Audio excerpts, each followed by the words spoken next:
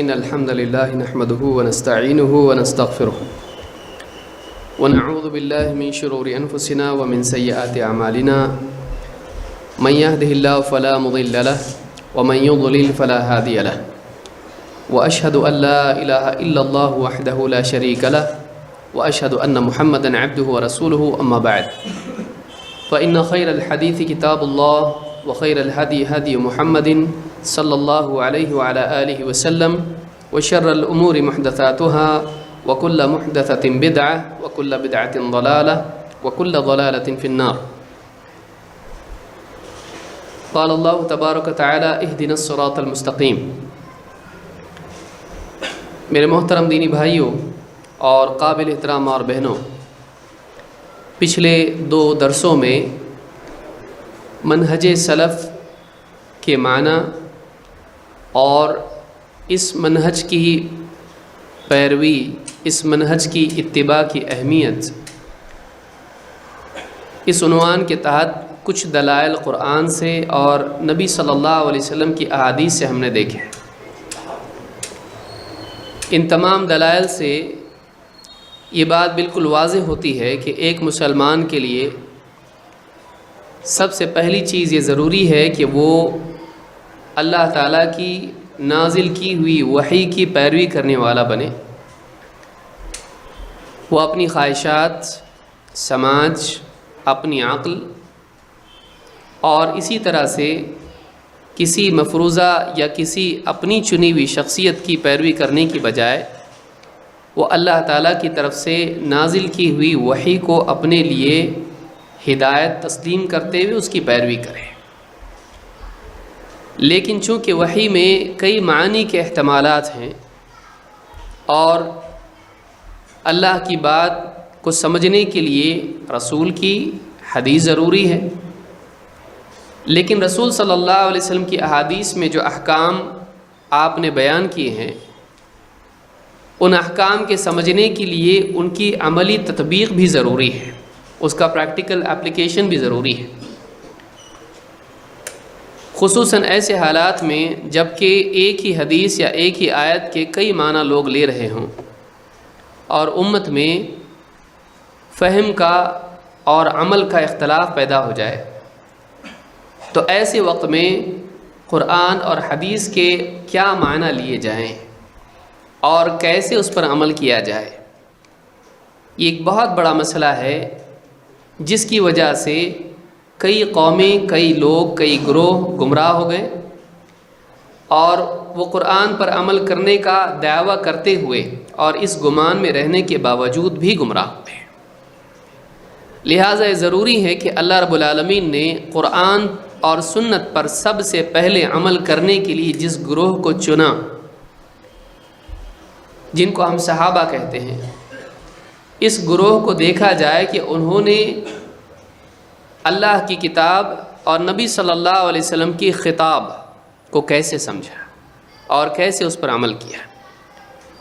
اگر ہم اس گروہ کو درمیان سے نکال دیتے ہیں تو نہ صرف فہم کے اعتبار سے ہم گمراہ ہوتے ہیں، ہم فی نفس ہی متن کو بھی غیر معتبر قرار دینے کے مرتکب ہوتے ہیں۔ اگر آپ صحابہ کو رد کر دیں تو قرآن آپ کے پاس کیسے آیا اور نبی صلی اللہ علیہ وسلم کی حدیث آپ کے پاس کیسے آئی؟ نہ صرف اس کا سمجھنا مشکل ہو جائے گا بلکہ اس کا قبول کرنا بھی مشکل ہو جائے گا۔ لہٰذا علم کے نقل کرنے کے لیے صحابہ کو اللہ نے چنا اور اسی طرح سے اس علم کو سمجھ کر اس کے اوپر عمل کرنے کے لیے اور عملی نمونہ بننے کے لیے بھی اللہ تعالیٰ نے صحابہ کو چنا۔ یہ ہمارے سلف ہیں اور پھر وہ لوگ ہیں جو ان کے راستے پر چلے، ان کی پیروی انہوں نے بہترین طور پر کی، اور اس کی دلیلیں ہم پچھلے درس میں تفصیل سے دیکھ چکے ہیں۔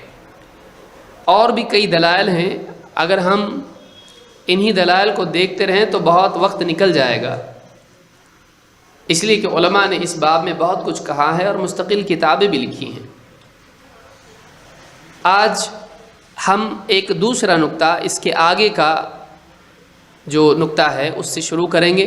پچھلے درس میں 2 درسوں میں ہم نے پہلا پوائنٹ یا پہلا نقطہ دیکھا، اور وہ گویا کہ اس پورے کورس کا مقدمہ تھا کہ آگے آنے والی باتیں سمجھنے کے لیے یہ ضروری ہے کہ ایک آدمی جب اس عنوان کے تحت سیکھ رہا ہے منہج سلف، تو اس کو منہج کے معنی بھی معلوم ہو اور سلف کے معنی معلوم ہو، پھر اسی کے ساتھ ساتھ اس منہج کی یا سلف کی پیروی کی اہمیت اس کو معلوم ہو، اور اس کے بالعکس کی گمراہی اور نقصان اس کے سامنے ہو۔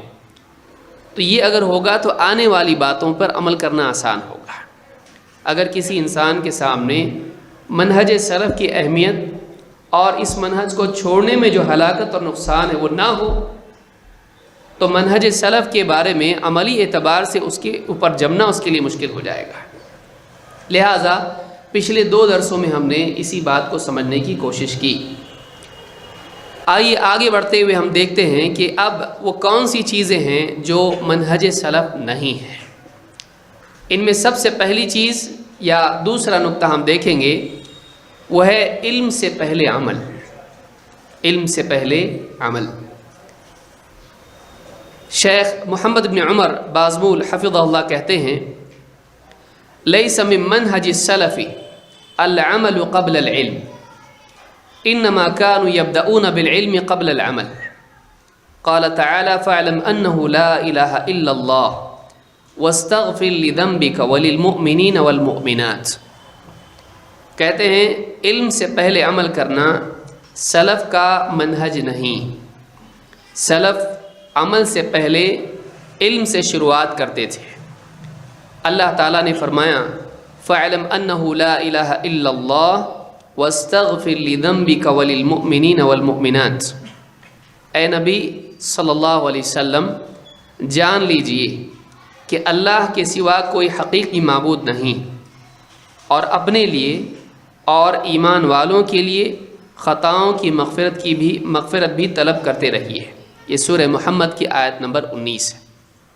یہ پہلا نقطہ ہے جو ہم کو سمجھنا ہے آج اس درس میں۔ یہ سلف کا منہج نہیں ہے کہ ایک انسان علم سے پہلے عمل شروع کر دے، بلکہ سلف کا منہج یہ ہے کہ کوئی بھی عمل کرنے سے پہلے اس کا علم حاصل کیا جائے۔ علم کے تعلق سے عموماً 3 قسم کے لوگ آپ کو ملیں گے۔ ایک وہ انسان ہے جو سرے سے علم کی اہمیت کو نہیں سمجھتا ہے اور علم سے بے پرواہ ہے۔ علم کی اہمیت، علم حاصل کرنے کی اہمیت اس کے سامنے نہیں ہے، وہ علم سے دور بھاگتا ہے، وہ علم کی قدر نہیں کرتا ہے۔ دوسرا وہ آدمی ہے جو علم کی اہمیت کو سمجھتا ہے لیکن طلب علم کے اعتبار سے سستی دکھاتا ہے، وہ علمی حلقوں میں نہیں آتا اور دین کا بنیادی علم اس کے پاس نہیں ہے، لیکن پھر بھی وہ لاپرواہی میں مبتلا ہو کر علم حاصل کرنے سے دور رہتا ہے۔ وہ اپنی اس کوتاہی کو جانتا ہے، مانتا ہے، لیکن نفس کی وجہ سے اور دنیاوی مشغولیت کی وجہ سے یا کسی اور سستی اور عذر کی وجہ سے وہ علم حاصل نہیں کرتا ہے۔ تو اگرچہ وہ علم کی اہمیت کو سمجھتا ہے لیکن طلب علم کی کوشش میں وہ پیچھے ہے یا لاپرواہ ہے یا اس میں کوتاہی کرتا ہے۔ تیسرا طبقہ وہ ہے جس کے پاس فرض علم ہے، جتنا علم حاصل کرنا چاہیے وہ ہے، لیکن اس کے بعد وہ اسی علم پر قناعت کر لیتا ہے۔ بس میرے پاس جتنا علم چاہیے تھا، میرے اوپر عقیدہ فرض ہے میں نے لے لیا، میرے اوپر نماز فرض ہے میں نے سیکھ لیا، میرے لیے روزہ اور حج وغیرہ جو بھی فرض تھا میں نے اس کو سیکھ لیا۔ اب زائد علم سے وہ رک جاتا ہے۔ جو زائد علم اس کے لیے اس کا دروازہ سامنے کھلا ہوا ہے اس سے وہ رک جاتا ہے، اور طلب علم میں رکنے کا نتیجہ یہ ہوتا ہے کہ علم کا زوال شروع ہو جاتا ہے۔ چوتھا طبقہ جو اہل حق کا طبقہ ہے، جو کمال درجے میں صراط مستقیم پر قائم ہیں، یہ وہ لوگ ہیں جو علم کی قدر کرتے ہیں، علم کے طلب کرنے میں کوشش کرتے ہیں، کوتاہی نہیں کرتے ہیں، اور ان کے پاس اپنی ضرورت کے بقدر علم حاصل ہونے کے بعد بھی وہ علم کی طلب میں مسلسل لگے رہتے ہیں، چاہے تھوڑا کیوں نہ ہو، وہ علم حاصل کرنا چھوڑتے نہیں ہیں۔ یہ نبی صلی اللہ علیہ وسلم اور صحابہ کا طریقہ ہے۔ تو 3 طبقے ہم نے دیکھے، کوئی بتا سکتا ہے کون سے 3 طبقے علم کے تعلق سے؟ غفلت والے، کون بتائے گا؟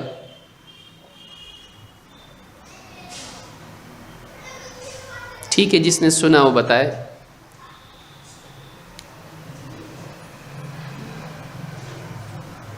یا وہ بتایا جس نے سنا اور دھیان دیا۔ کوئی بتائے گا 3 طبقے کون سے ہیں علم کے تعلق سے؟ ہاں، ایک وہ طبقہ ہے جو علم کی ناقدری کرتا ہے،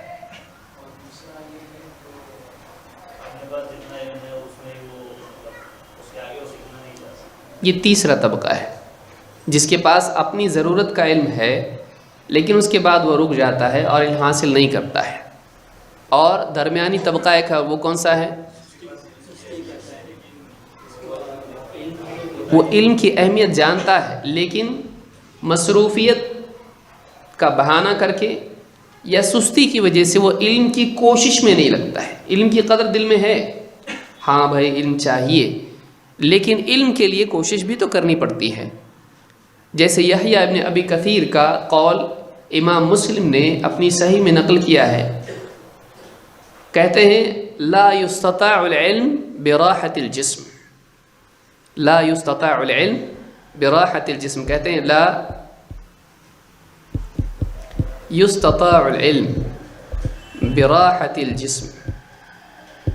یحییٰ ابن ابی کثیر، یحییٰ ابن ابی کثیر ہیں، یہ راوی ہیں حدیث کے۔ صحیح مسلم میں امام مسلم نے ان کا قول ذکر کیا ہے، کہتے ہیں کہ علم حاصل نہیں کیا جاتا ہے، لا یستطاع العلم براحت الجسم، جسم کی راحت کے ساتھ، آپ کے جسم کو راحت بھی ملے، آپ ایک دم آرام میں بھی رہیں اور آپ کو علم بھی ملے، ایسا نہیں ہوتا ہے۔ یہ خصوصاً اس دور کو سامنے رکھ کے دیکھیے جس میں ایک حدیث کے لیے کئی دنوں کا بلکہ کئی مہینوں کا بھی سفر کرنا پڑتا تھا، اور اس زمانے میں سواریاں ویسی نہیں تھی جیسے آج، بلکہ اونٹ پر، گھوڑے پر یا پیدل آدمی کو سفر کرنا پڑتا تھا، اور ریگستانوں میں سے سفر کرنا پڑتا تھا، سردی گرمی بارش میں آدمی کو سفر کرنا پڑتا تھا، عمر کے ایسے طبقے، ایسے یعنی حصے میں سفر کرنا پڑتا تھا جبکہ آدمی کا جسم کمزور ہوتا ہے، 40-50 سال کے بعد بھی وہ لوگ سفر کرتے تھے۔ تو کہتے ہیں کہ علم جسم کی راحت کے ساتھ حاصل نہیں کیا جاتا ہے۔ آج حالانکہ آپ دیکھیں گے زمانہ بالکل بدل گیا ہے، اور علم کے لیے وہ مشقت آج نہیں ہے جو پہلے تھی، لیکن پھر بھی معاملہ اتنا الٹا ہو چکا ہے کہ اس زمانے میں علم کے حصول کے لیے بہت مشقت اور بہت مشکلات تھی، لیکن علم کی کوشش بہت زیادہ تھی۔ آج معاملہ کیا ہو گیا ہے؟ الٹا ہے۔ علم کے حصول کے لیے آسانیاں ہیں، لیکن آدمی کی غفلت اور سستی کی وجہ سے آدمی علم کی حاصل کرنے میں کوشش میں بالکل سست پڑا ہوا ہے۔ یہ ان میں اور ہم میں فرق ہے۔ تو یہاں پر 3 طبقے ہم نے دیکھے، چوتھا طبقہ وہ ہے کہ جس کے پاس علم ہے اپنی ضرورت کے بقدر، لیکن پھر بھی وہ علم حاصل کرنے میں لگا رہتا ہے، اس لیے کہ علم کا طلب کرنا اپنی ذات میں خود ایک تعبدی امر ہے۔ علم حاصل کرنا خود ایک عبادت ہے۔ کیوں؟ اس لیے کہ اس کا حکم اللہ تعالیٰ نے دیا ہے۔ جس چیز کا حکم اللہ تعالیٰ دے وہ اللہ کی فرما برداری ہے، اور اس میں مصروف ہونا ہی خود انسان کو ثواب دلاتا ہے۔ اس پر عمل کرنا، اس حکم کو پورا کرنا خود ایک انسان کو اللہ تعالیٰ کا فرما بردار اور مقرب بناتا ہے۔ لہٰذا علم میں لگنا، طلب علم میں مصروف ہونا، اس کے اپنے فوائد ہیں، اس کے اپنے ثمرات ہیں، لیکن وہ اپنی ذات میں خود ایک خیر ہے، اور اگر یہ خیر نہیں ہوتا تو اللہ تعالیٰ اس کا حکم اپنے نبی کو نہیں دیتا۔ اگر وہ شان سے کمتر چیز ہوتی تو نبی کی شان سے بڑھ کے کس کی شان ہے بندوں میں؟ اللہ تعالیٰ نبی کو حکم نہیں دیتا. اسی لیے آپ دیکھیں گے کہ یہاں پر شیخ نے بطور استدلال ذکر کیا، کہا کہ اللہ تعالیٰ نے کہتے ہیں علم سے پہلے عمل کرنا سلف کا منہج نہیں. ایک تو ہم نے یہ دیکھا کہ علم کے بارے میں یہ لوگ ہیں، ایک وہ جو علم کے بارے میں ناقدری کرتا ہے، ضرورت نہیں، یہ سرے سے جاہل آدمی ہے، اتنا جاہل کہ علم کی بھی اہمیت اس کو نہیں، علم دین کی اہمیت. دوسرا وہ آدمی جو کوتاہی کرتا ہے. تیسرا وہ آدمی جو علم حاصل کرنے کے بعد ایک وقت کے بعد رک جاتا ہے، بس اب بہت ہو گیا، بہت علم حاصل کیا، اب نہیں، میرے پاس بہت ہے، تمہارے پاس اتنا نہیں جتنا میرے پاس ہے. اب وہ رک گیا. وہ رکنا زوال کی شروعات ہوتا ہے. یہ آپ کو مال میں آسانی سے سمجھ میں آئے گا. ایک آدمی نے کما لیا، اب بس اب تجارت وغیرہ سب چھوڑ دیا، اب کچھ نہیں کماؤں گا، گھٹنا شروع ہو جاتا ہے. آدمی دھیرے دھیرے یادداشت کمزور ہوتی ہے، دھیرے دھیرے علم میں مصروف نہ ہونے کی وجہ سے چیزیں بھولنا شروع ہو جاتا ہے. علم کی مصروفیت علم کو تازہ رکھتی ہے. تو یہ ایک تو یہ لوگ ہیں. اس کے علاوہ آپ دیکھیں گے یہ علمی پہلو، عملی اعتبار سے آپ دیکھیں گے وہ لوگ ہیں جو کہتے ہیں بھائی اتنا علم کیا حاصل کرنا ہے، عمل کرو. اور جتنا ضروری علم ہے آدمی اتنا حاصل کرنے سے پہلے ہی عمل شروع کرتے ہیں، یا سرے سے کہے یہ علم کا چکر چھوڑو اب عمل کرو. سلف کا یہ طریقہ نہیں ہے کہ علم کی ناقدری کی جائے یا کسی بھی معاملے میں بقدر ضرورت علم حاصل کرنے سے پہلے عمل کیا جائے. یہ سلف کا طریقہ نہیں ہے. سلف یہ کرتے تھے کہ کسی بھی معاملے میں جتنا علم چاہیے اتنا حاصل کرتے، اس کے بعد عمل کرتے تھے. اور یہ ایک ایسی چیز ہے کہ جس کو آپ دنیوی معاملات میں بھی سمجھ سکتے ہیں. یہ کوئی ایسی بہت مشکل بات نہیں کہ جو سمجھنا آدمی کے لیے ممکن نہ ہو.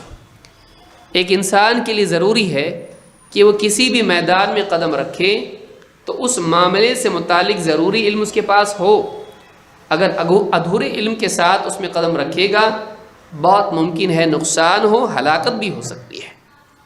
چاہے وہ میڈیسن کا میدان ہو، چاہے وہ کسی مشینری کا معاملہ ہو، چاہے وہ ڈرائیونگ ہو. اگر آدمی ڈرائیونگ پوری سیکھے بغیر آدمی گاڑی چلانے کے لیے راستے پر نکل جائے وہ اپنی اور دوسروں کی ہلاکت کا ذریعہ بنے گا. اسی طرح سے ایک آدمی اگر طب میں، میڈیسن میں، آپریشن میں اگر آدمی ادھورے علم کے ساتھ قدم رکھے وہ مریض کے لیے نقصان کا ذریعہ بن سکتا ہے. اور اس طرح سے آپ سارے میدانوں میں دیکھ سکتے ہیں. جب دنیا میدانوں میں نقصان اس میں ہو سکتا ہے اور بہت بڑی ہلاکت ہو سکتی ہے تو دین کے میدان میں اس سے بھی زیادہ بڑی ہلاکت ہو سکتی ہے. اس لیے کہ دین کے میدان کی ہلاکت نہ صرف دنیا میں ہوتی ہے بلکہ اس کی ہلاکت آخرت تک بھی جاتی ہے کہ ایک انسان کسی کی گمراہی کا ذریعہ بن سکتا ہے اور اس اعتبار سے خود بھی گمراہ ہو اور دوسروں کو بھی گمراہ کرے. آخرت کی ہلاکت اس سے زیادہ بڑھ کے ہو سکتی ہے دنیا کے نقصان کے مقابلے میں. لہٰذا ایک آدمی کو چاہیے کہ چاہے وہ عبادت کے میدان میں قدم رکھے یا تجارت اور معاملات کے میدان میں قدم رکھے یا لوگوں کی رہبری اور دعوت کے میدان میں قدم رکھے، اس کو چاہیے کہ وہ ضروری علم حاصل کیے بغیر قدم نہ رکھے. یہاں میں جو لفظ استعمال کر رہا ہوں وہ ضروری علم، یہ نہیں کہ آپ سارا علم حاصل کر لیں اور پھر اس کے بعد آپ نماز پڑھیں. سارا علم آپ کے پاس اگر نہیں ہے تو آپ دعوت نہیں دے سکتے، ایسا نہیں ہے. لیکن کسی بھی معاملے میں جتنا علم چاہیے اگر آپ کو اتنا علم نہیں ہے، ظاہر بات ہے آپ قدم رکھیں گے تو آپ کو نقصان ہوگا. لہٰذا سلف کا طریقہ اس میں یہ ہے کہ وہ علم اور عمل دونوں کو جمع کرتے تھے اور کبھی وہ ایسا نہیں کرتے تھے کہ جو عمل کر رہے ہیں اس کا علم ان کے پاس نہ ہو، ایسا نہیں کرتے تھے. تو یہاں پر کہا کہ فَاعْلَمْ أَنَّهُ لَا إِلَهَ إِلَّا اللَّهُ. اللہ تعالیٰ نے اپنے نبی سے کہا اے نبی آپ جان لیجئے کہ اللہ کے سوا کوئی عبادت کے لائق نہیں. وَاسْتَغْفِرْ لِذَنبِكَ، اور اپنے لیے گناہوں کی مغفرت طلب کریں. वलिलमुमिनीन वलमुमिनात, और ईमान वाले मर्दों के लिए भी और ईमान वाली औरतों के लिए भी।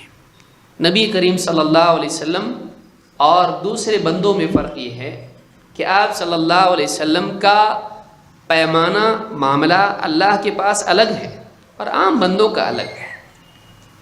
जिन मामलात में आम बंदों को तंबीह नहीं की जाती है, उन मामलात में अंबिया को भी तंबीह की जाती है, इसलिए कि उनका मकाम बहुत ऊंचा होता है। जो चीज़ आम लोगों के लिए कोई मुआखज़े वाली नहीं है, कोई डांट और कोई तंबीह वाली नहीं है, उस पर भी अंबिया को अल्लाह ताला की तरफ से इताब या तंबीह होती है। बाज़ औक़ात इज्तिहादी मामलात में आप देखेंगे कि एक मुज्तहिद जब इज्तिहाद करता है तो उसके इज्तिहाद में ख़ता होने के बावजूद उसको एक अजर मिलता है, लेकिन अंबिया को इज्तिहाद में भी अल्लाह की तरफ से तंबीह की जाती है। और इसकी कई मिसालें हैं जिसको मैं अब फ़िलवक्त बताना मुनासिब नहीं समझता हूँ। चाहे बद्र के कैदियों का मामला हो, उनका फ़िदिया लेकर छोड़ना हो, या इसी तरह से अब्दुल्ला इब्न उम्म मक्तूम के मुकाबले में मुशरिकीन सरदारों को तरजीह देकर उनको दावत देने का मामला हो, या इसी तरह से कई और मामलात हों। अंबिया जब इज्तिहाद करते हैं तो बाज़ औक़ात अल्लाह ताला उस पर भी उनको तंबीह करता है। तो गोया कि अंबिया इसको भी अपनी तक़सीर शुमार करते हैं।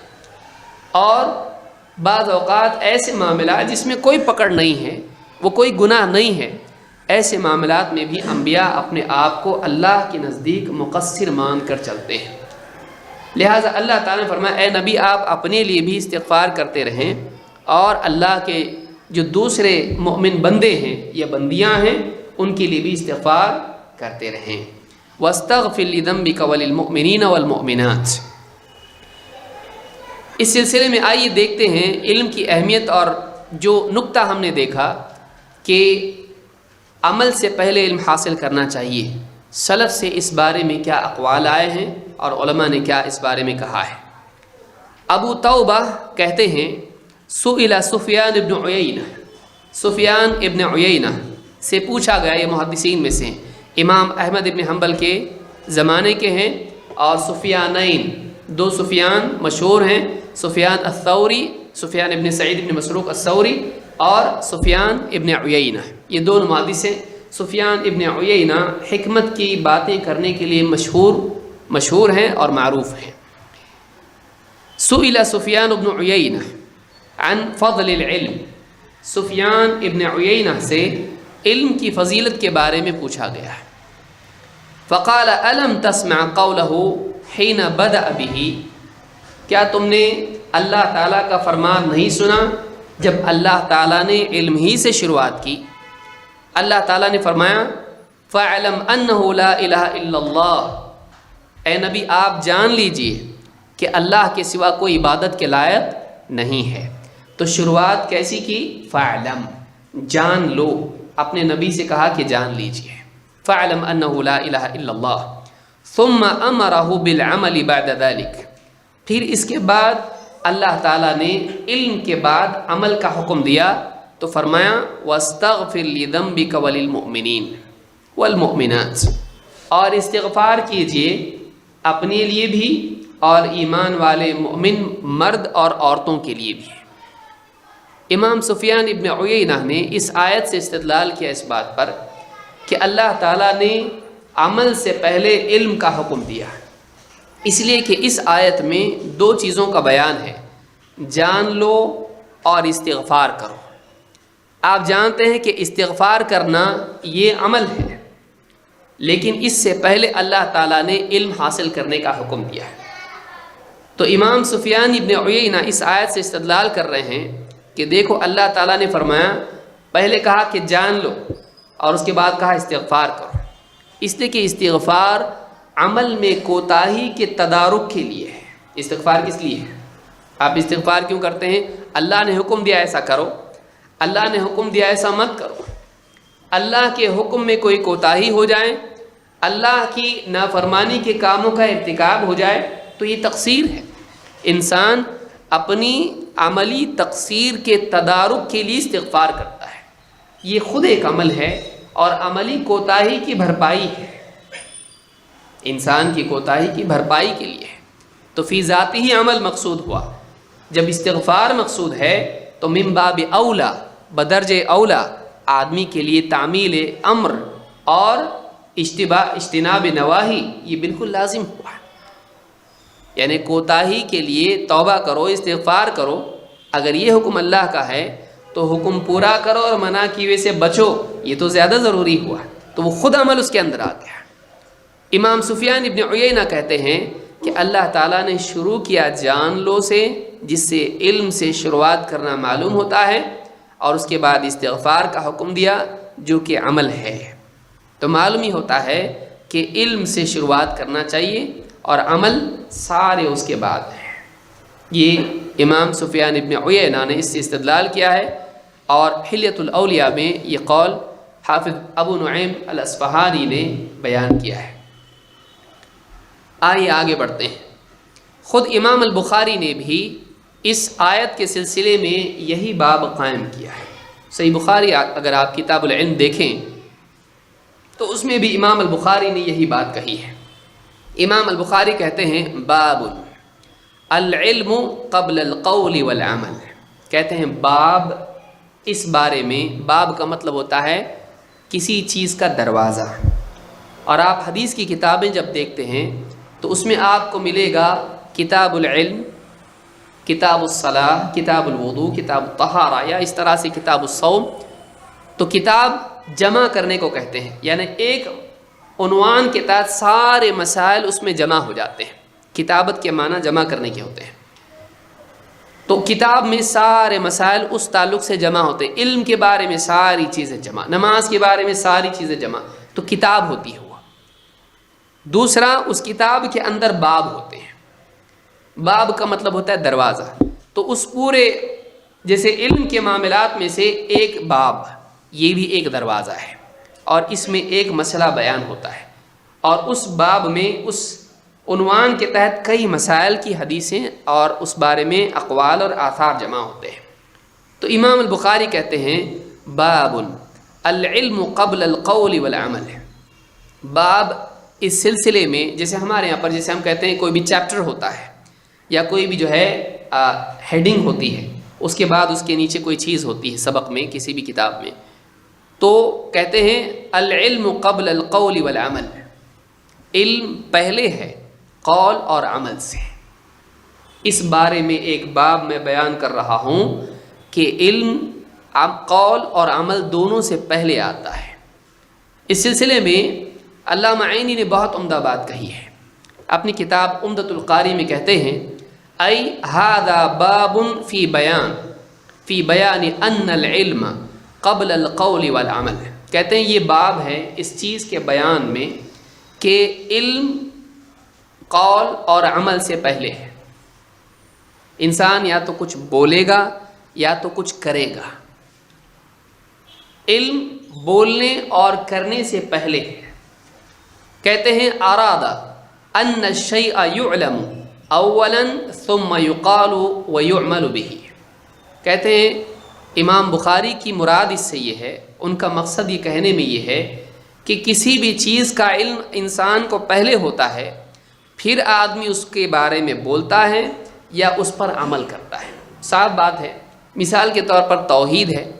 ایک انسان کو اللہ کے بارے میں کچھ نہیں معلوم، کیا وہ اللہ کے بارے میں کچھ بول سکتا ہے؟ نہیں. ایک انسان کو اللہ کے بارے میں معلوم ہی. ایک انسان جنت کے بارے میں کچھ نہیں جانتا ہے. ایک آدمی جہنم کے بارے میں نہیں جانتا ہے، اس سے کہا جائے بتاؤ جنت کیسی ہے، کیا وہ جنت کے بارے میں بتا سکتا ہے؟ نہیں. کیوں؟ اس کو معلوم نہیں ہے. تو قول سے پہلے علم ہونا چاہیے. اسی طرح سے ایک آدمی نماز پڑھنا چاہتا ہے یا اس سے پہلے طہارت اختیار کرنا چاہتا ہے، وضو یا غسل کرنا چاہتا ہے، اگر اس کو معلوم نہیں ہے تو کیا وہ غسل کر سکتا ہے؟ کیا وہ وضو کر سکتا ہے؟ کیا وہ نماز پڑھ سکتا ہے؟ نہیں. کیوں؟ اس لیے کہ اس کو معلوم نہیں ہے کہ کیسے عمل کیا جائے. تو کچھ کہنے سے پہلے یا کچھ عمل کرنے سے پہلے انسان کو چاہیے کہ اس کے پاس اس بات کے بارے میں یا اس عمل کے بارے میں علم ہو. یہ امام البخاری کہنا چاہ رہے ہیں. کہتے ہیں فالعلم مقدم علیہما بالذات وکذا مقدم علیہما بالشرف. بہت اچھی بات کہی ہے. کہتے ہیں کہ علم قول و عمل سے مقدم ہے اپنی ذات کے اعتبار سے. اس کا وجود قول و عمل سے پہلے ہونا چاہیے. اگر معلوم ہی نہیں تو بول نہیں سکتا ہے، اور اگر معلوم نہیں تو عمل نہیں کر سکتا ہے. تو وجود کے اعتبار سے، ذات کے اعتبار سے وہ قول و عمل سے پہلے ہونا چاہیے اور ہے. اور اسی طرح سے شرف کے اعتبار سے بھی وہ مقدم ہے کہ علم کا شرف قول و عمل سے زیادہ ہے. علم کا شرف قول و عمل سے زیادہ ہے. انبیاء کا فضل، آدم علیہ السلام کو اللہ تعالیٰ نے فرشتوں کو کہا سجدہ کرو، کیا بنیاد تھی؟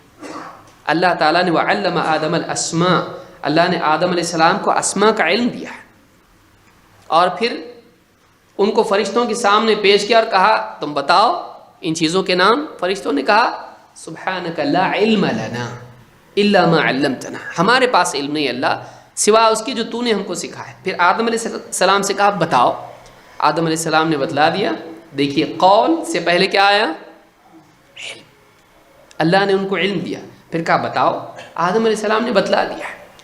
اللہ تعالیٰ نے آدم علیہ السلام کا شرف فرشتوں پر کیسے جتلایا؟ علم کی بنیاد پر. حالانکہ فرشتوں کے بارے میں آپ جانتے ہیں فرشتے مسلسل لا یعصون اللہ ما امرہم ویفعلون ما یؤمرون. اللہ نے فرشتوں کے بارے میں کیا کہا؟ اللہ کے حکم کی ذرا بھی نافرمانی نہیں کرتے ہیں، اور جو حکم ہوتا ہے اتنا ہی کرتے ہیں، اپنی طرف سے زیادہ بھی نہیں کرتے ہیں. فرشتے کمال درجے میں اللہ کے فرما بردار ہیں عملاً، لیکن آدم علیہ السلام کا شرف اللہ نے ان پر جتلایا اور ظاہر کیا. کیسے؟ علم کے اعتبار سے. کہتے ہیں وَكَذَا مُقَدَّمٌ عَلَيْهِمَا بِالشَّرَفِ، علم کا شرف قول و عمل پر مقدم ہے، اس لیے کہ اصل چیز علم ہے جو واقعی شرف کی بنیاد ہے. آپ دیکھیے مثال کے طور پر انبیاء کے بارے میں کیا ہے. انبیاء، اللہ کے نبی صلی اللہ علیہ وسلم نے کیا فرمایا؟ انبیاء اپنے پیچھے کیا چھوڑ جاتے ہیں؟ مال نہیں. انبیاء اپنے پیچھے کیا چھوڑتے ہیں؟ علم چھوڑتے ہیں. وَإِنَّ الْأَنْبِيَاءَ لَمْ يُوَرِّثُوا دِينَارًا وَلَا دِرْهَمًا وَلَكِنْ وَرَّثُوا الْعِلْمَ. انبیاء اپنے پیچھے علم کی وراثت چھوڑ جاتے ہیں. فَمَنْ أَخَذَهُ أَخَذَ بِحَظٍ وَافِرٍ، جس انسان نے انبیاء کی یہ میراث لے لی اس نے بہت بڑا حصہ حاصل کر لیا، خیر کا بہت بڑا حصہ اس کو مل گیا. علم اتنی اعلیٰ چیز ہے کہ انسان اپنے قلب میں اس کی لذت محسوس کرتا ہے، اور علم کے ذریعے سے ایک انسان کا ایمان ترقی کرتا ہے. دیکھیے ایک طرف عمل ہے اور ایک طرف علم ہے. اللہ کی معرفت سب سے اعلیٰ ترین چیز ہے. فَاعْلَمْ أَنَّهُ لَا إِلَهَ إِلَّا اللَّهُ، جان لو اللہ کے سوا کوئی عبادت کے لائق نہیں.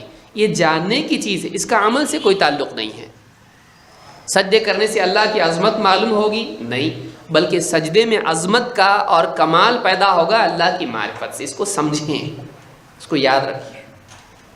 ایک انسان اللہ تعالیٰ کو پہچانتا ہے، اللہ کی معرفت ہے، اس کے اعمال میں کمال پیدا ہوگا اس معرفت سے. اس کے اعمال کی کثرت معرفت میں اضافہ نہیں کرتی ہے. ایک انسان مثال کے طور پر اس کو استحضار ہے اس چیز کا کہ اللہ تعالیٰ جانتا ہے، دیکھ رہا ہے. اللہ قریب ہوتا ہے جب بندہ اللہ سے قرب کی سعی کرتا ہے، کوشش کرتا ہے.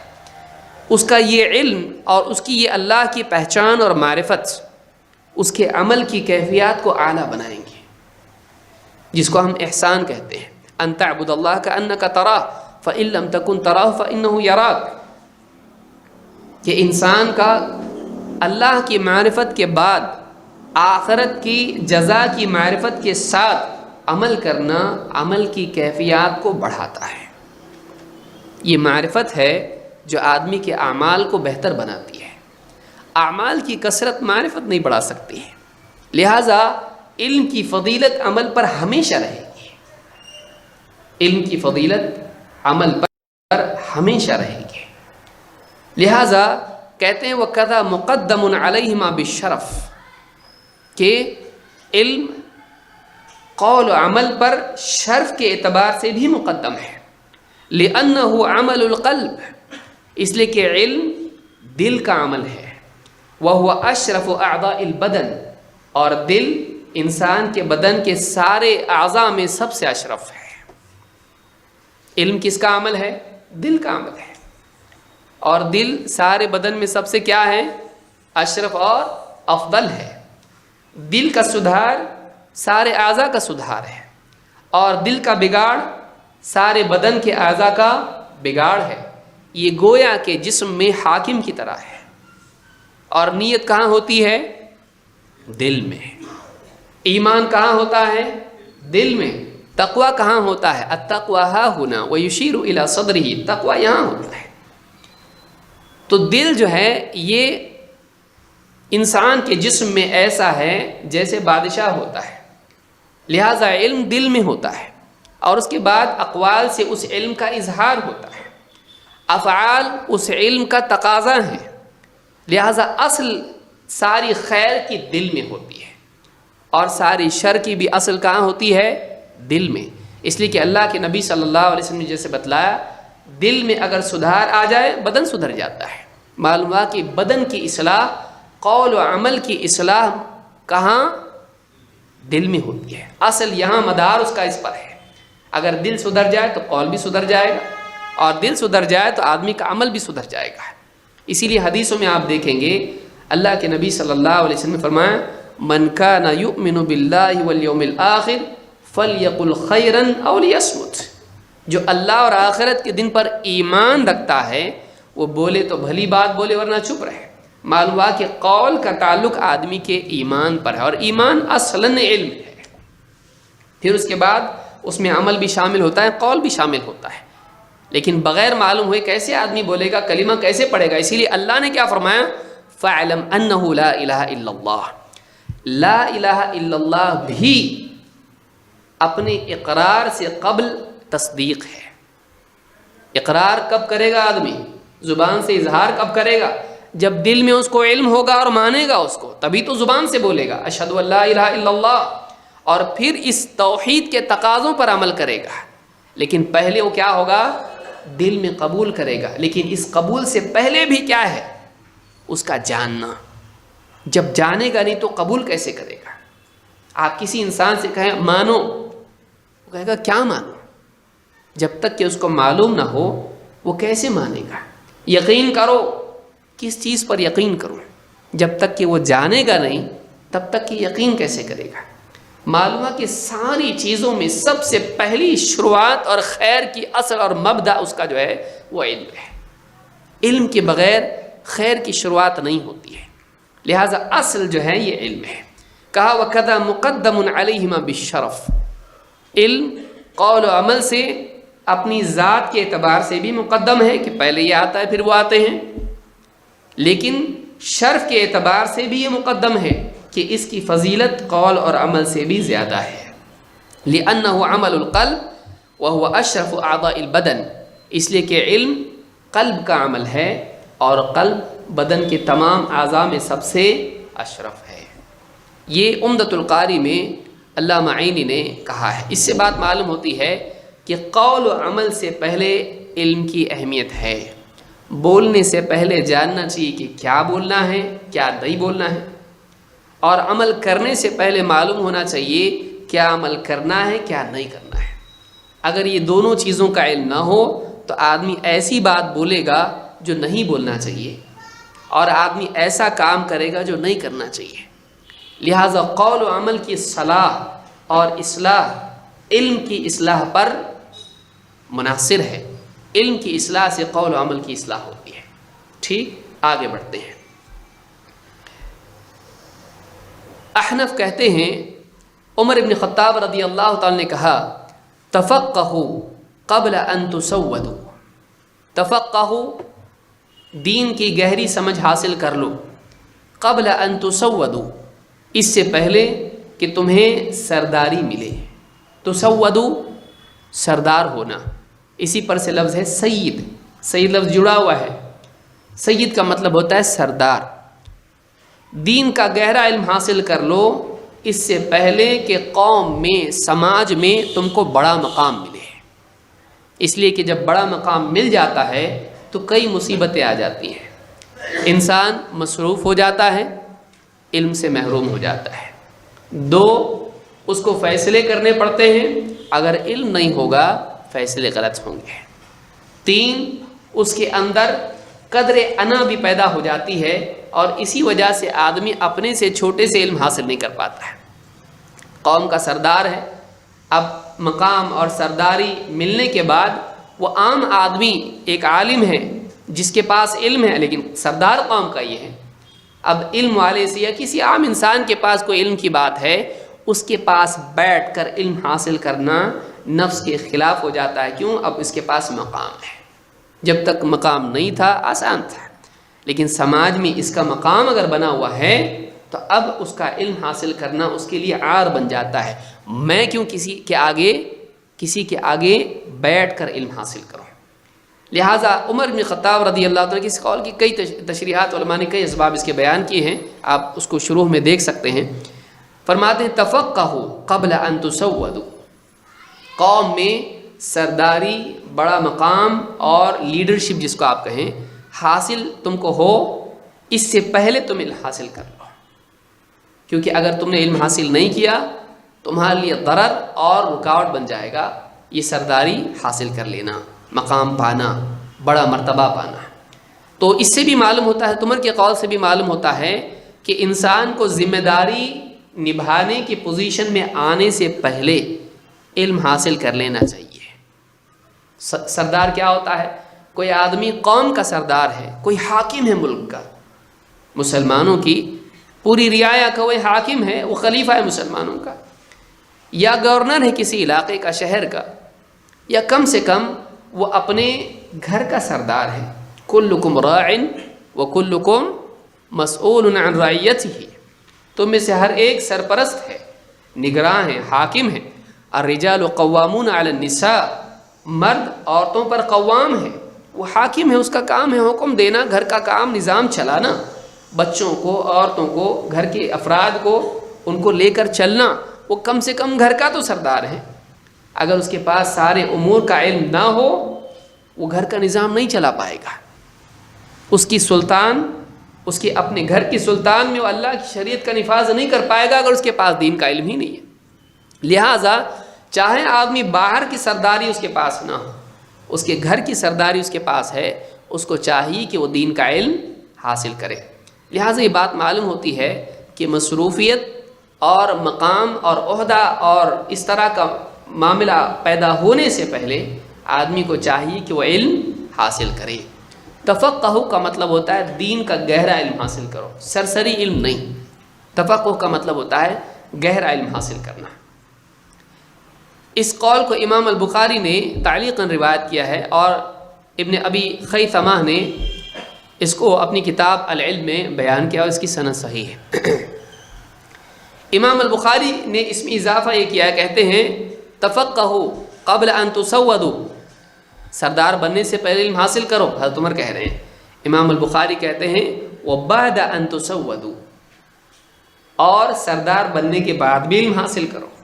یہ نہیں، حضرت عمر کے قول کا یہ مطلب نہیں ہے کہ سردار بننے سے پہلے علم حاصل کر لو، سردار بن گئے تو اب علم حاصل کرنا چھوڑ دو، یہ مطلب نہیں ہے۔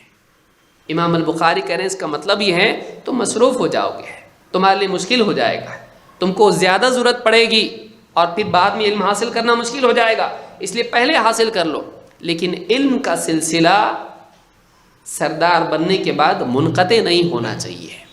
یہی بات میں نے شروعات میں کہی کہ انسان ایک وقت تک علم حاصل کرتا ہے، اس کے بعد چھوڑ دیتا ہے جب اس کے پاس مقام آ جاتا ہے۔ جیسے مدرسے میں گیا، علم حاصل کیا، مدرسے سے فارغ ہو گیا، اب تو میں سب پڑھ لیا ہوں، اب اس کے بعد علم حاصل نہ کرے۔ زندگی کے کچھ ایام میں، جوانی میں شوق جب تھا، فری فارغ تھا، بہت علم حاصل کر لیا، اب اس کے بعد گھر بار میں لگ گیا، نکاح ہو گیا اور ذمہ داریاں آ گئی، اب چھوڑ دیا۔ اب دل میں ایک بھرم یہ ہے کہ میں بہت کچھ حاصل کر چکا ہوں، بہت پڑھ چکا ہوں، اتنا پڑھا ہوں کہ بہت سو نے نہیں پڑھا ہوگا۔ یہ بھرم اور یہ گمان انسان کو علم حاصل کرنے سے محروم رکھتا ہے، جو علم کے زوال کی پہلی سیڑھی ہے۔ اسی لیے امام البخاری کہتے ہیں وَبَعْدَ أَن تُسَوَّدُوا، سردار بن جاؤ قوم کے، تب بھی علم حاصل کرو۔ وَقَدْ تَعَلَّمَ اصحاب النبی صلی اللہ علیہ وسلم فی کبر سنہم۔ امام البخاری کہتے ہیں دیکھو اللہ کے نبی صلی اللہ علیہ وسلم کے صحابہ نے اپنی عمر کے بعد کے مرحلے میں بڑھاپے میں بھی دین کا علم حاصل کیا ہے، حالانکہ وہ اپنی قوم میں بڑے لوگ مانے جاتے تھے، اسلام قبول کیا، قوم کے بڑے لوگ تھے، مقام ان کا تھا اور قوم میں عزت ان کی تھی، لیکن انہوں نے قوم میں مقام پانے کے باوجود علم اس عمر میں بھی حاصل کیا۔ لہٰذا یہ بات معلوم ہوتی ہے کہ انسان کو مقام ملنے سے قبل خصوصاً علم حاصل کرنا چاہیے، اس لیے کہ مقام ملنے کے بعد ضرورت علم کی پڑنے والی ہے، لیکن اس علم پر قناعت اس کو نہیں کرنا چاہیے، بلکہ اس کے بعد بھی علم حاصل کرتے رہنا چاہیے۔ یہ امام البخاری نے اپنی صحیح میں اس کو کتاب العلم میں ذکر کیا ہے۔ احمد ابن محمد ابن ایوب کہتے ہیں، صاحب المغازی ہیں، ان کی کتاب مغازی میں موجود ہے، مغازی یعنی نبی صلی اللہ علیہ وسلم کی سیرت، آپ کب پیدا ہوئے، آپ نے مکہ میں کیسے کیا، پھر ہجرت کی اور آپ کی وفات کیسی، سارے واقعات جو بیان کیے جاتے تھے، اس کو پرانے زمانے میں مغازی کہا جاتا تھا۔ بعد کے دور میں، ہمارے اپنے اس دور میں عموماً اس کو سیرت کہا جاتا ہے، اس زمانے میں عموماً اس کو مغازی کہا جاتا تھا۔ غزوہ کے معنی جنگ کے ہوتے ہیں، لیکن چونکہ نبی صلی اللہ علیہ وسلم کی زندگی کا عموماً حصہ مدنی دور جو ہے یہ جنگوں ہی سے بھرا ہوا ہے، اس اعتبار سے آپ کی سیرت کو بھی مغازی کہا جاتا ہے۔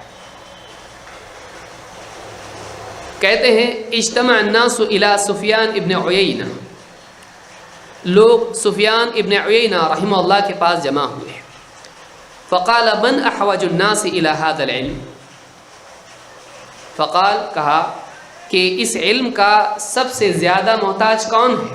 سفیان ابن عیینہ نے پوچھا، فسکتوا، سب چپ رہے، خاموش رہے، ثم قالوا تکلم یا ابا محمد، کسی کے پاس جب جواب نہیں تھا کہ علم کا سب سے زیادہ محتاج کون ہے، کون ہے جس کو علم سب سے زیادہ حاصل کرنا کس کے لیے ضروری ہے، جب کسی کے پاس جواب نہیں تھا تو انہوں نے خود ہی کہا یا ابا محمد، یہ ان کی کنیت ہے، کہا آپ ہی بیان کیجئے، آپ ہی کہیے۔ قال احوج الناس الی العلم العلماء، علم کے سب سے زیادہ محتاج، علم حاصل کرنا سب سے زیادہ ضروری علماء کے لیے ہے۔ علماء زیادہ محتاج ہے اس کے کہ علم حاصل کریں، کیونکہ علماء کا مطلب یہ نہیں ہے کہ جس کو سارا معلوم ہو، عالم کا مطلب یہ نہیں ہوتا ہے کہ جس کو سب کچھ معلوم ہو، سب کچھ صرف اللہ کو معلوم ہے۔ عالم کا مطلب یہ نہیں ہوتا ہے کہ شریعت کا سارا علم اس کے پاس ہو، ایسا کوئی آدمی پیدا نہیں ہوا ہے۔ ہاں، اللہ کے نبی صلی اللہ علیہ وسلم کو شریعت کی ساری باتیں اللہ تعالیٰ نے بتلا دی ہیں۔ وَعَلَّمَكَ مَا لَمْ تَكُنْ تَعْلَمْ وَكَانَ فَضْلُ اللَّهِ عَلَيْكَ عَظِيمًا، لیکن علماء میں سے کوئی بھی انسان ایسا نہیں ہے جس کو سب کچھ معلوم، حتیٰ کہ صحابہ، حتیٰ کہ خلفائے راشدین، بعض باتیں ان کو بھی معلوم نہیں تھیں جو ان سے چھوٹے صحابہ نے ان کو بتلائیں، کئی واقعات اس کے ہیں۔ تو عالم اس کو کہتے ہیں جس کو دوسروں کے مقابلے میں زیادہ معلومات ہوتی ہے، اور جس کو بنیادی علم میں بنیادی باتیں، بنیادی علم کی چیزیں پختگی کے ساتھ معلوم ہوتی ہیں، دوسروں کے مقابلے میں زیادہ اس کے پاس علم ہوتا ہے، لیکن سارا علم اس کے پاس بھی نہیں ہوتا ہے۔ اسی لیے سفیان ابن عیینہ کہتے ہیں کہ احوج الناس الی العلم العلماء، لوگوں میں علم کا سب سے زیادہ محتاج کون ہے؟ علماء ہیں۔ وذلک ان الجہل بہم اقبح، کہتے وجہ اس کی یہ ہے کہ ایک عام آدمی کے پاس کسی چیز کی معلومات نہ ہو، یہ اتنی بری بات نہیں ہے جتنی ایک عالم کے پاس ضروری بات نہ ہو، اس کا علم اس کو نہ ہو، یہ زیادہ برا ہے۔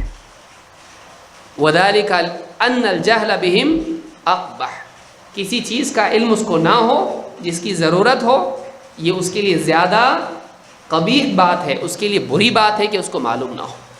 ایک عام آدمی کو نہیں معلوم بولنا اتنا مشکل، یعنی اتنا برا نہیں ہے جتنا ایک عالم کے پاس ہے کہ اس کو نہیں معلوم ہے، اس کو چاہیے کہ وہ علم حاصل کرے۔ اور لأنہم غایۃ الناس، اس لیے کہ عالم لوگوں کا مرجع ہوتا ہے، لوگوں کو جب کچھ نہیں ملتا ہے، کچھ سمجھ میں نہیں آتا ہے، چاہے وہ بات عقیدے کی ہو یا احکام کی ہو، چاہے معاملات کی ہو یا عبادات کی ہو، جب لوگوں کی سمجھ میں بات نہیں آتی ہے یا ان کو معلوم نہیں ہوتا ہے، وہ کس کی طرف لوٹتے ہیں؟ کس کے پاس جاتے ہیں؟ عالم کے پاس۔ اور اگر عالم کو بھی معلوم نہیں ہوگا تو لوگ کہاں جائیں گے؟ تو عالم کا نہ معلوم ہونا، عالم کو کسی چیز کا نہ معلوم ہونا، یہ زیادہ برا ہے لوگوں کے مقابلے میں۔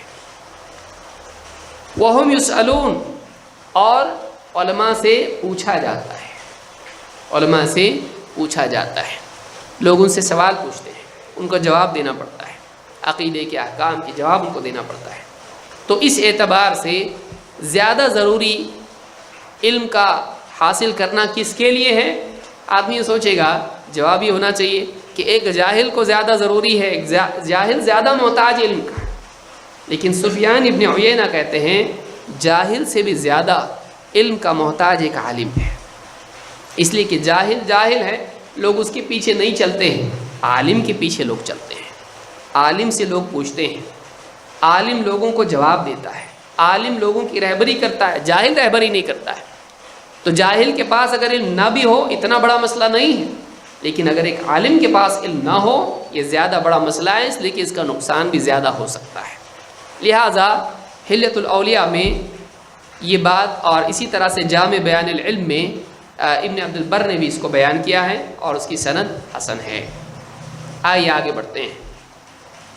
اللہ تعالیٰ نے قرآن کریم میں، اب پچھلے قول سے ہم کو یہ سمجھ میں آتا ہے کہ ایک انسان چاہے علم کے کتنے بھی اونچے مرتبے تک پہنچ جائے، اس کو علم حاصل کرنے سے رکنا نہیں چاہیے، اس کو علم حاصل کرنا چاہیے۔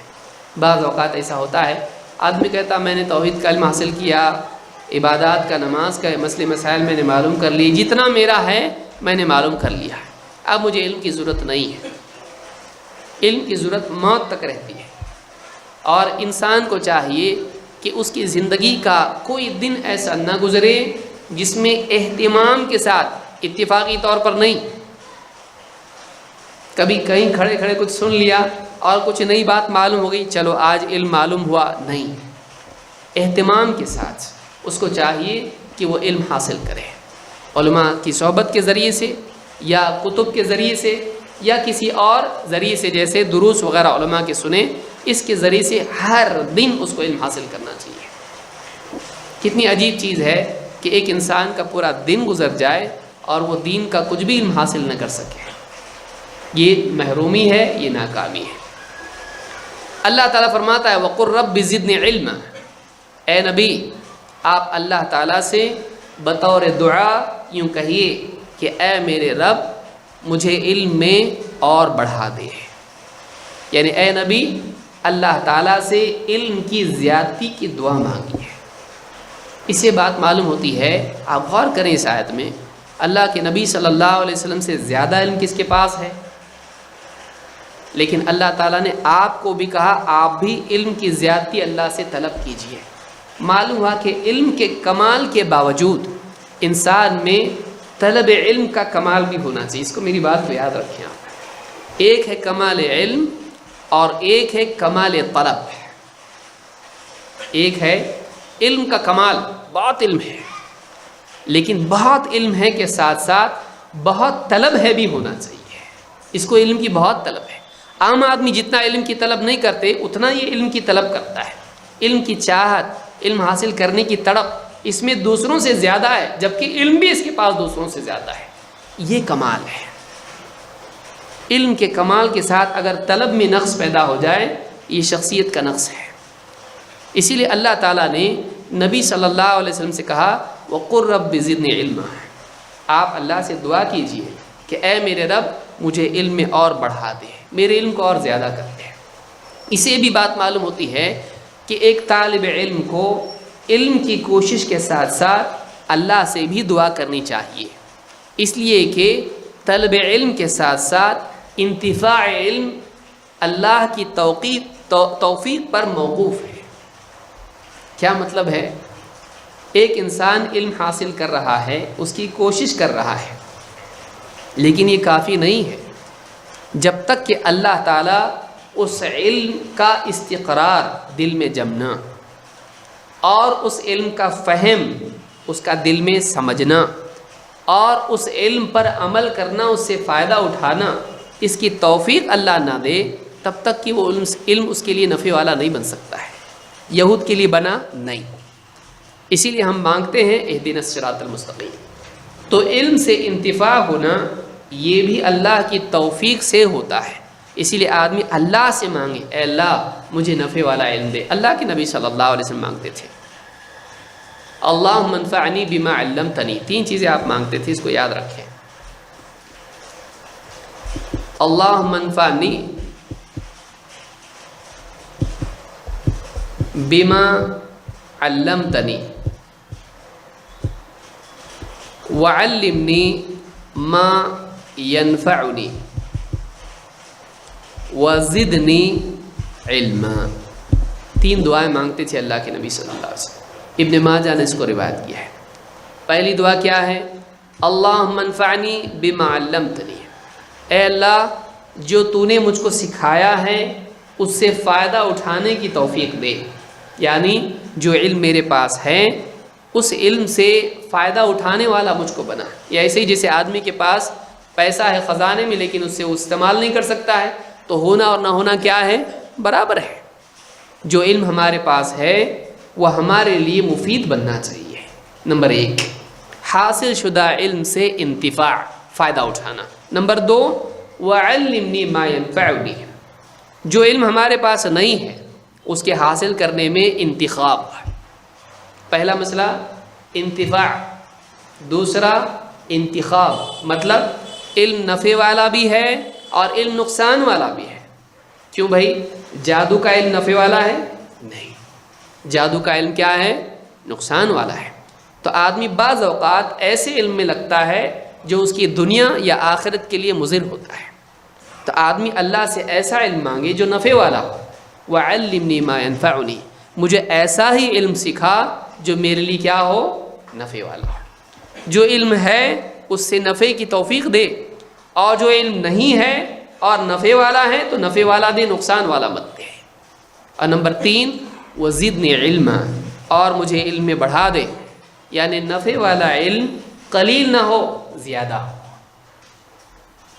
آدمی کے پاس علم ہے لیکن اتنا نہیں ہے، توحید کا علم ہے لیکن ادھورا ہے، چلے گا نہیں۔ جتنا ہے وہ تو نفع والا ہے لیکن کفایت اس میں نہیں ہے، تو کتنا ہونا چاہیے؟ کفایت کے بقدر ہونا چاہیے، لیکن افضل کیا ہے؟ زیادہ ہونا چاہیے۔ وزدنی علما، تو یہ کتنی پیاری دعا ہے جو اللہ کے نبی صلی اللہ علیہ وسلم اللہ تعالیٰ سے مانگا کرتے تھے۔ اس سلسلے میں ابن قیم رحمۃ اللہ علیہ فرماتے ہیں وَكَفَى بِهَذَا شَرَفًا لِلْعِلْمِ أَنْ أَمَرَ نَبِيَّهُ أَنْ يَسْأَلَهُ الْمَزِيدَ مِنْهُ، علم کے شرف کے لیے اتنا ہی کافی ہے کہ اللہ تعالیٰ نے خود اپنے نبی کو علم کی زیادتی طلب کرنے کے لیے کہا، علم کی زیادتی مانگنے کے لیے کہا۔ یہ علم کی فضیلت کے لیے کیا ہے؟ کافی ہے۔ یہ نہیں کہا مال کی دعا کیجئے اللہ میرا مال بڑھا دے، اے اللہ میری حکومت بڑھا دے، یا اے اللہ میری عمر بڑھا دے، یا فلاں چیز بڑھا دے۔ اللہ تعالیٰ نے کسی چیز کے لیے نہیں کہا، بلکہ کیا کہا؟ وَقُلْ رَبِّ زِدْنِی عِلْمًا۔ تو مال کے مقابلے میں علم کی فضیلت آپ کو یہاں پر سمجھ میں آتی ہے کہ اللہ تعالیٰ نے خود نبی کو حکم دیا آپ علم کی زیادتی طلب کریں۔ اس سے بات معلوم ہوتی ہے کہ علم آنے کے بعد بھی انسان کو زیادتی کی کوشش کرنا چاہیے، علم زیادہ ہو اس کے لیے کوشش کرنا چاہیے، حتیٰ کہ وہ اللہ سے دعا کرنے والا بنے۔ تو میں سمجھتا ہوں آج کے لیے اتنا کافی ہے، وقت بہت زیادہ ہو گیا ہے، یہ ہے وقت؟ ہاں زیادہ ہو گیا ہے، تو آج کے لیے اتنا کافی۔ انشاءاللہ اگلے ہفتے ہم دیکھیں گے کہ اس کا دوسرا پہلو، یہ پہلو ہم نے دیکھا ان لوگوں کے بارے میں جو علم حاصل نہیں کرتے ہیں، چاہے سرے سے جاہل ہوں یا قدر علم ان کے پاس ہو۔ ان باتوں سے معلوم ہوا کہ آدمی کو زندگی کے تمام مراحل میں علم کی زیادتی اور اس کے حصول کی کوشش کرنا چاہیے۔